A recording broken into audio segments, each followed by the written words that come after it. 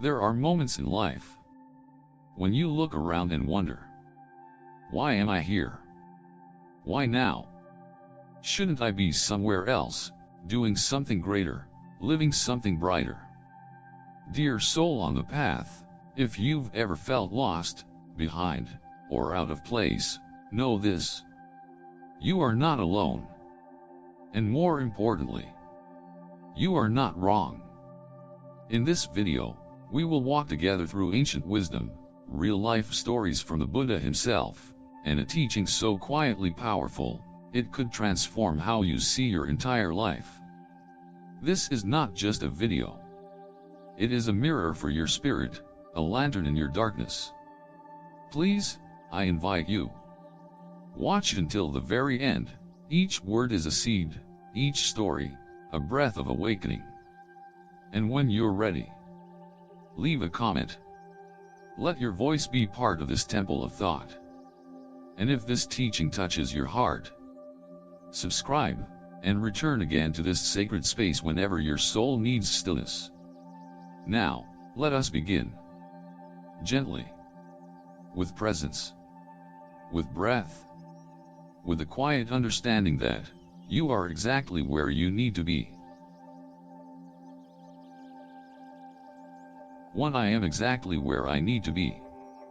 Have you ever sat in stillness at twilight, watching the sky dissolve into shades of gold, and asked yourself, am I living the life I was meant to live?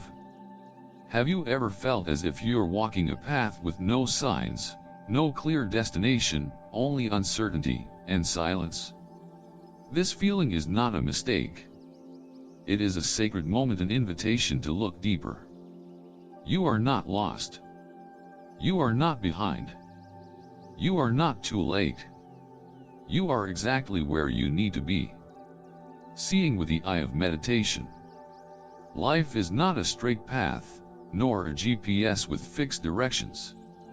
It is like a river, flowing, curving, sometimes rushing, sometimes still. But always, it moves forward, never in error. When we doubt our current place in life, it is often because we are looking through the eyes of lack, not through the eyes of awakening. As the Buddha taught, all that we are is the result of what we have thought. The mind is everything. What we think, we become. And also, whatever arises is not without cause.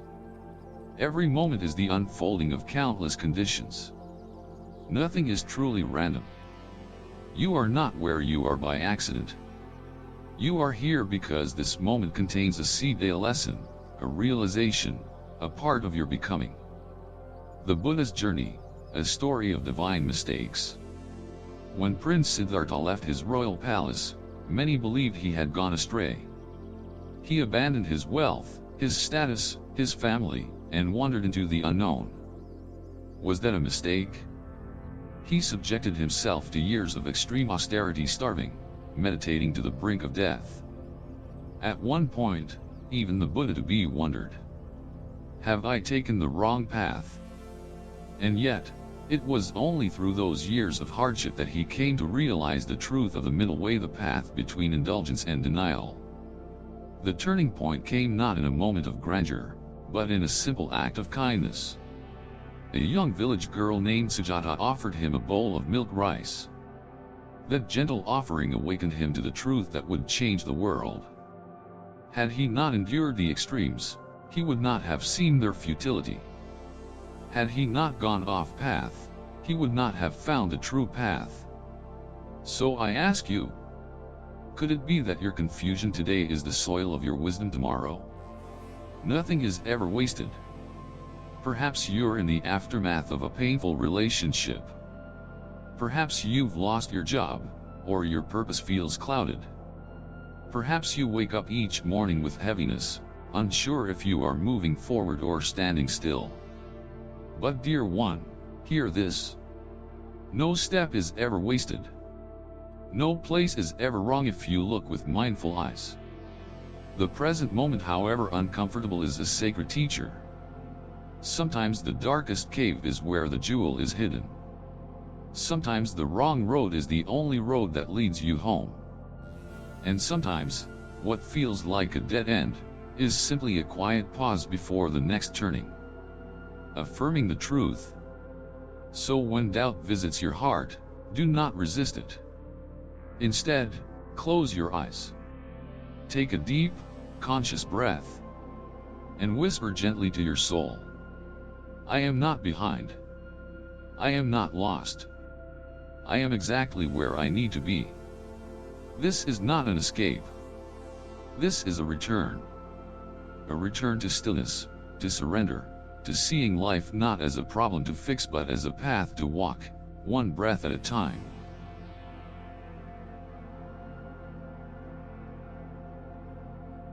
Two, you are stronger than you think. Do you think you're weak? Have you ever fallen, been hurt, doubted your worth? And yet, here you are. Still breathing. Still listening. This simple truth whispers gently. You are far stronger than you think.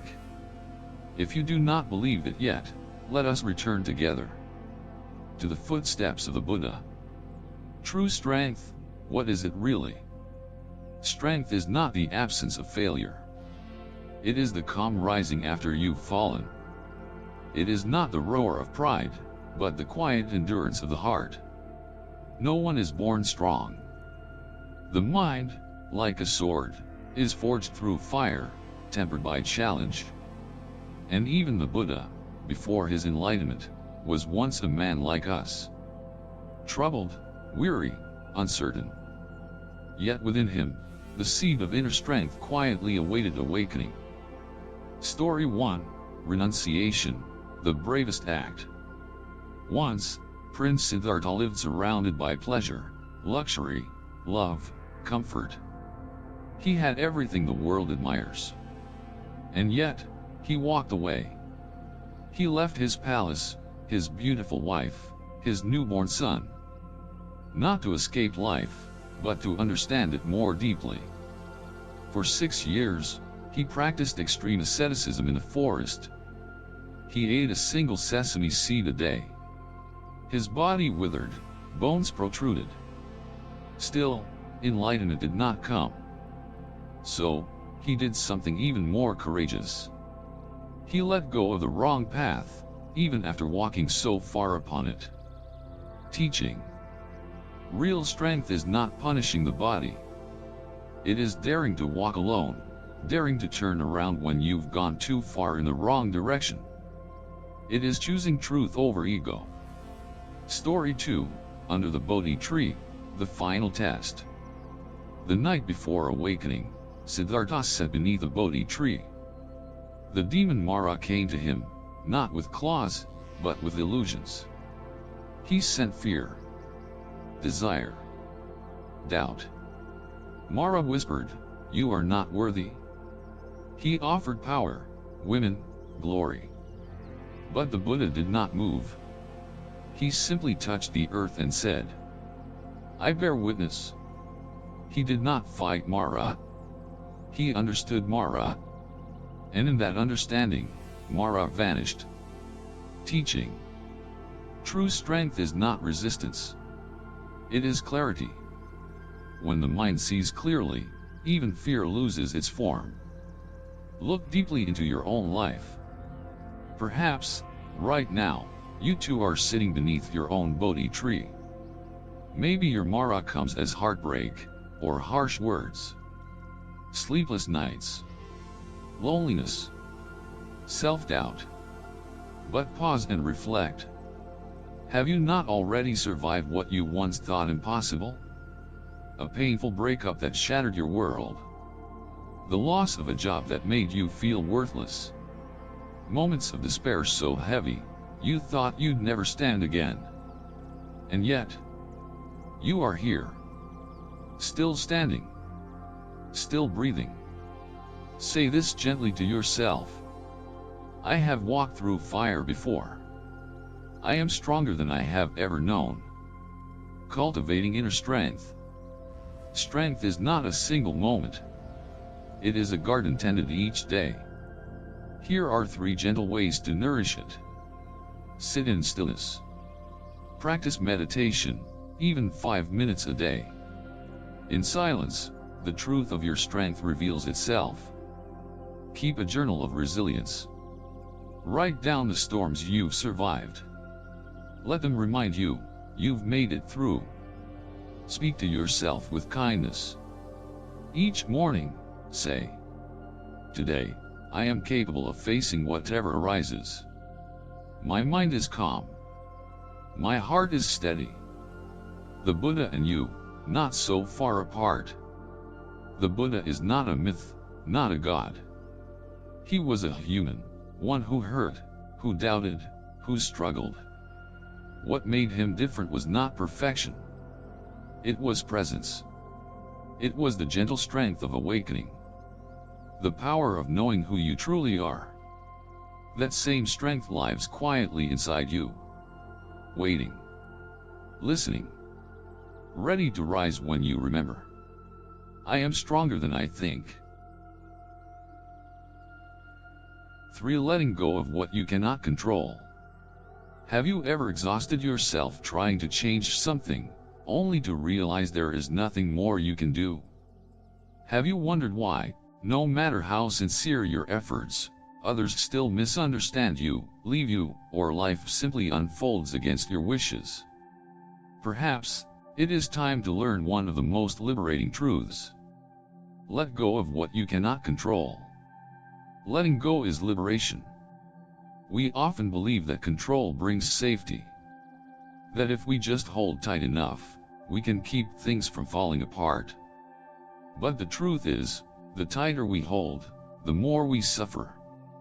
You cannot control what others think of you. You cannot ensure the future will go according to plan. You cannot make someone stay if their heart is no longer with you. Trying to grasp what cannot be grasped is like holding a fistful of sand. The more you squeeze, the more it slips through your fingers. The wise do not try to control the wind. They adjust their sail and move with its flow. A story from the Buddha, the grieving father. Once, the Blessed One was teaching in a village when a man came before him, weeping in anguish. His son had died of illness, and grief tore at his heart. "Please, enlightened one," the man cried, "you have great powers. Save my child. Bring him back to me." The Buddha looked upon him with deep compassion and said gently, "Go and bring me a mustard seed from any household that has never lost a loved one. Bring it, and your child shall live again." With a flicker of hope, the man went door to door. But in every home, he found the same story: a mother lost, a father passed, a sibling gone. By nightfall, he returned to the Buddha, fell to his knees, and whispered, "I understand now. Death is not a mistake. It is a part of life." The lesson: even the Buddha did not try to change the nature of impermanence. Instead, he showed the man how to awaken by letting go of resistance and accepting reality with clarity. What to let go of, and what to hold. You do not need to be a Buddha to let go. You only need to distinguish what belongs in your hands, and what never did. Let go of the opinions others have of you. The idea that someone must always stay. The illusion that life should always go your way. But hold on to how you respond to adversity. The kindness in your speech and actions. The calmness of your mind amidst the changing tide. This is not weakness. It is wisdom. Practice evening meditation for letting go.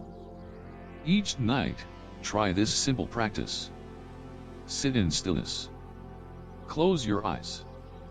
Breathe in deeply 3 times. Visualize the things you are clinging to: a person, a problem, an outcome. Say silently in your heart, "I release. I surrender. I allow life to unfold."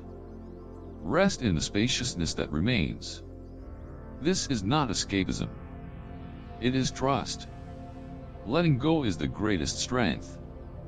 To let go does not mean to give up. It means to choose peace over control. To release the battle with what is not yours to carry. As the Buddha taught, the root of suffering is attachment. When you let go, you do not lose. You return back to yourself. Back to the present. Back to the stillness from which all wisdom arises. For the practice of gratitude, a teaching on contentment. There are moments when the heart feels lacking, even though the world around us is full. This is the paradox of the human mind. It often turns away from the present gift, chasing what is not yet here. We count what we do not have, and in doing so, we forget to count what is already in our hands. A warm cup of tea. A gentle smile. The sunlight touching our face in the late afternoon. These are not ordinary things. They are miracles. But miracles only reveal themselves to a mind that is still and grateful. Gratitude is not a fleeting feeling, it is a deep state of awareness. It is the capacity to pause and see, truly see, the richness of this very moment. A mind that is grateful sees abundance. A mind that is forgetful only sees lack. In the teachings of the Buddha, gratitude is not praised as a virtue merely, it is recognized as a foundation of peace. When the heart is grateful, craving loses its power. And where there is no craving, there is no suffering. A story from the Blessed One, the bowl of porridge. One early morning, as the Buddha and the monastics were walking on alms round, they came upon a poor village. Among the villagers was a woman who had nothing left in her home but a few spoonfuls of thin porridge. Trembling, yet with a heart full of devotion, she scooped the little she had into a bowl and offered it to the Buddha. A disciple, seeing the plainness of the offering, whispered with concern, "Lord, this bowl holds so little. It is not worthy of you." The Buddha smiled, his eyes full of compassion. He gently replied, "In this bowl lies not porridge alone, but the fullness of her heart, gratitude, sincerity, and reverence. It is not what is given that matters most, but the mind in which it is given." He received the porridge joyfully and shared with the monks.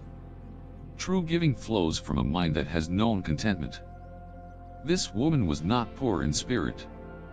She had everything, for her heart was full. One who has little but is grateful is already rich. One who has much but craves more is still in poverty. Reflection in daily life. Modern life often blinds us to our blessings. We live in rooms that shield us from rain. We drink clean water without worry. We have eyes that see, hands that hold, lungs that breathe. And yet, we forget. We chase what is beyond us and overlook what is within. If you have food in the fridge, clothes on your back, and a place to sleep, you are richer than millions who do not. But gratitude must be practiced, not assumed. It is like a lamp, it must be lit again and again to shine. A simple daily practice. Each night before sleep, write down 3 things you are grateful for that day. They need not be grand. It could be that you heard the sound of rain but stayed dry. That your mother is still alive, and you could call her. Or simply, that you are still breathing. Do this not to collect happy moments, but to train your mind to see beauty in simplicity. To return to the truth that the present moment is already enough. Final contemplation. Gratitude is the wellspring of peace. When we are grateful, we become rich in spirit. When we compare, we become poor in heart. The Buddha did not see a poor woman in her humble porridge, he saw a profound offering of the heart. May we learn to look at life in the same way. To see not what is missing, but to see what has already been so lovingly given.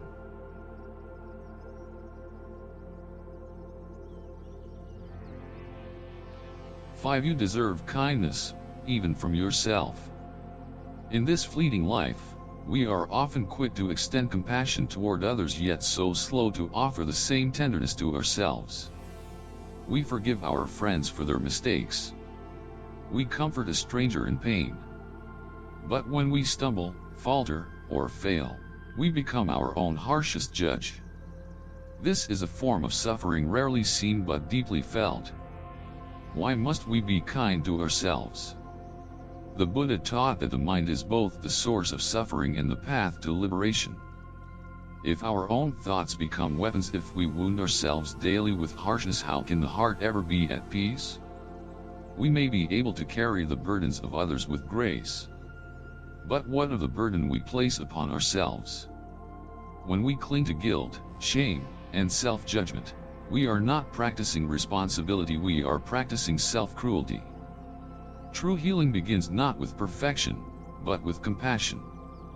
And the first person who must receive your compassion is you. A lesson from the poisoned arrow. One day, the Blessed One told this story. There was a man struck by a poisoned arrow. Instead of removing the arrow and seeking medicine, he demanded to know, "Who shot me? What caste are they from? What kind of bow did they use?" The Buddha gently asked, "If he delays the treatment to investigate all this, will he not die before the answers come?" The arrow, dear friends, is our pain. But our obsession with guilt, blame, and regret keeps the poison flowing. Self-compassion is the act of removing the arrow. It does not mean denying that we have hurt, it means allowing ourselves the space to heal. When Ananda blamed himself, after the Buddha's parinirvana, Ananda the devoted attendant fell into deep remorse. He believed he had failed his teacher by not urging him to remain longer in the world. His grief was immense, and he condemned himself with harshness. But the Arahants reminded Ananda of what the Master had taught. Progress is not made through self-judgment, but through mindfulness and love. Only when Ananda let go of his blame did his path become clear. He practiced diligently. And in time, he too attained liberation. This is the power of self-kindness. It is not weakness. It is the soil in which wisdom flowers. How to practice kindness toward yourself. Speak to yourself as you would a dear friend. When you make a mistake, ask, "What would I say to someone I love in this moment?" Write a letter of forgiveness to yourself. Let it be gentle. Let it be honest. You do not need to send it.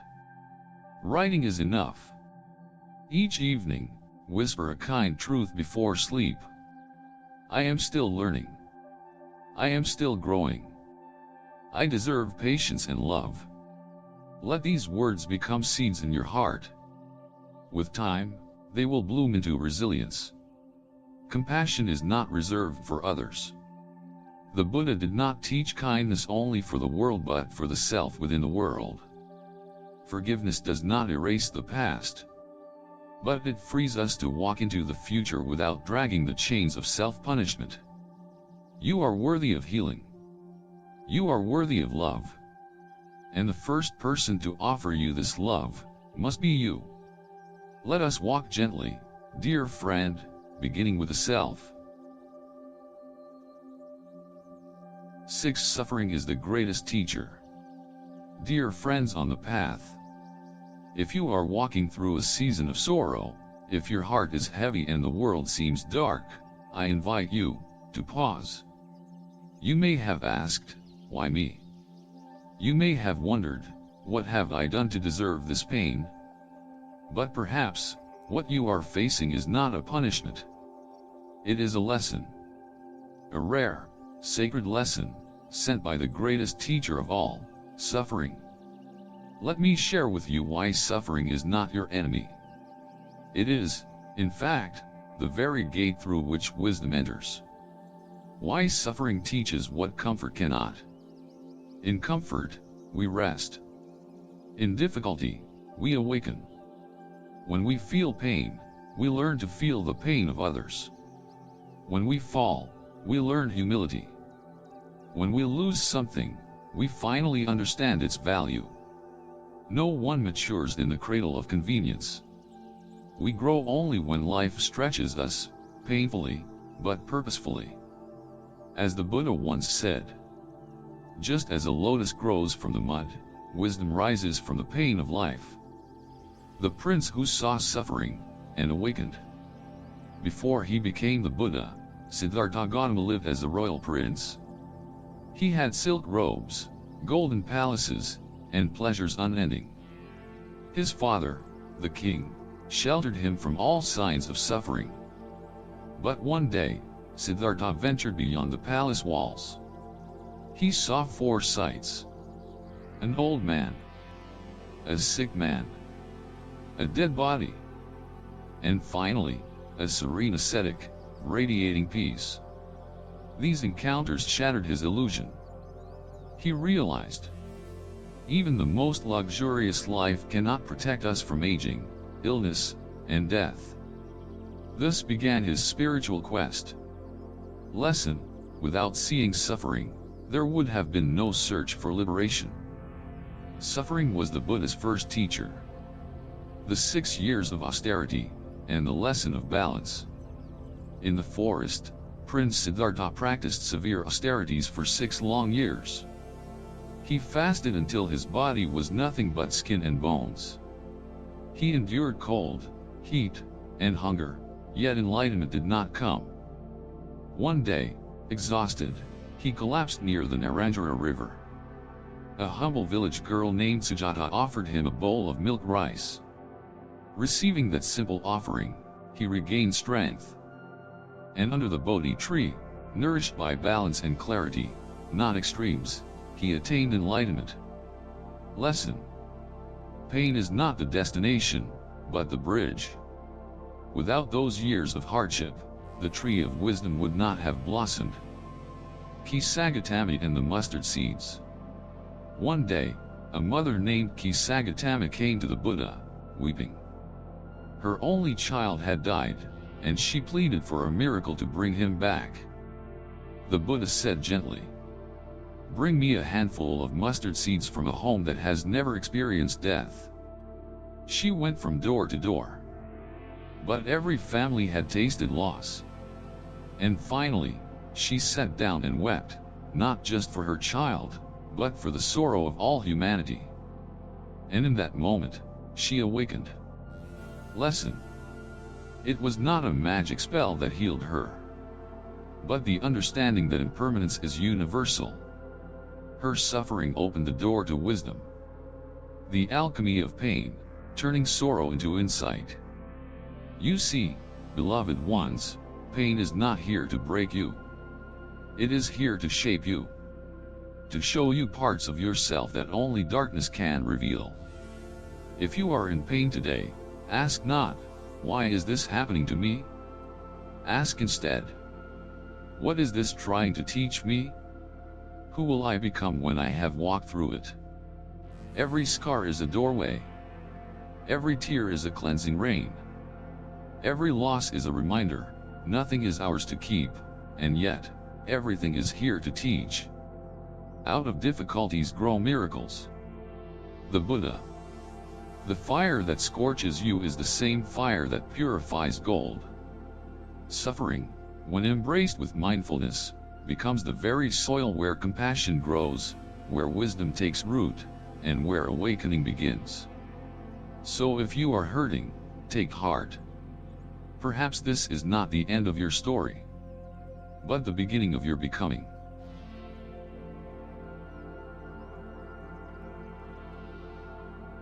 Seven main teaching: happiness is my responsibility. Too often, we whisper to ourselves, "If only they came back, I'd be happy again." Or, "If only my life were different, I would finally be at peace." But such thoughts are like giving the key to your inner peace to someone else. When we place the weight of our joy upon others, upon their return, their approval, their behavior, we surrender our sovereignty. Happiness does not reside in the future, nor does it belong to another person.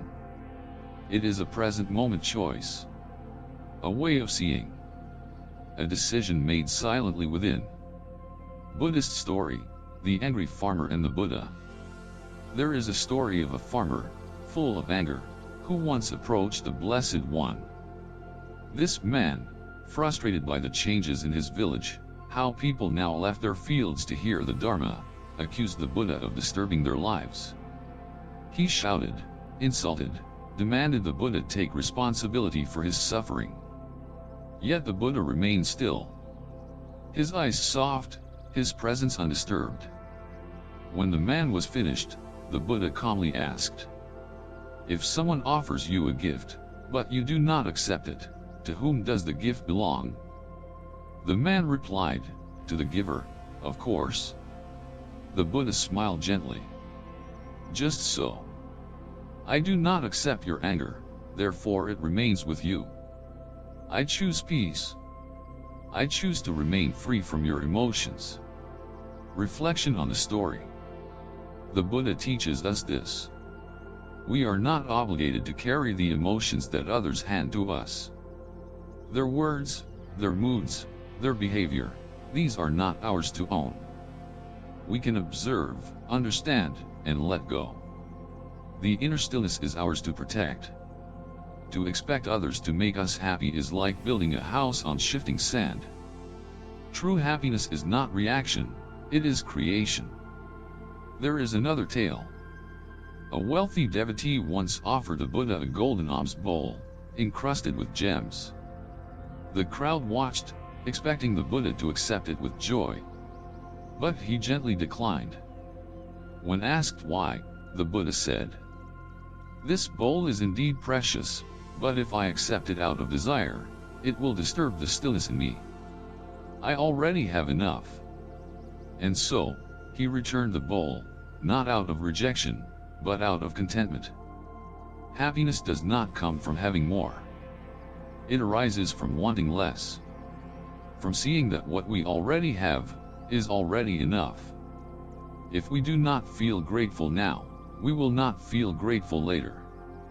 Even with the entire world in our hands, we would still long for something more. Ask yourself, am I waiting for someone else to make me happy? Am I postponing joy until life becomes just right? Or am I willing to cultivate peace here, in this very breath, with what I already have? How to practice happiness as a responsibility. Begin with gratitude. Each morning, reflect on 3 things you already have. A heartbeat, a kind friend, clean water. The smallest things are often the most sacred. Accept this moment fully. Don't wait for the perfect life. Live this one fully.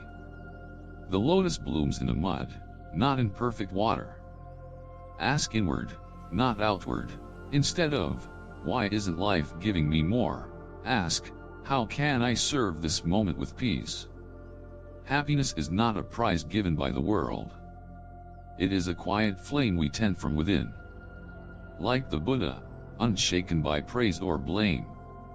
You too can stand still in a storm, smiling not because life is perfect, but because you have chosen peace.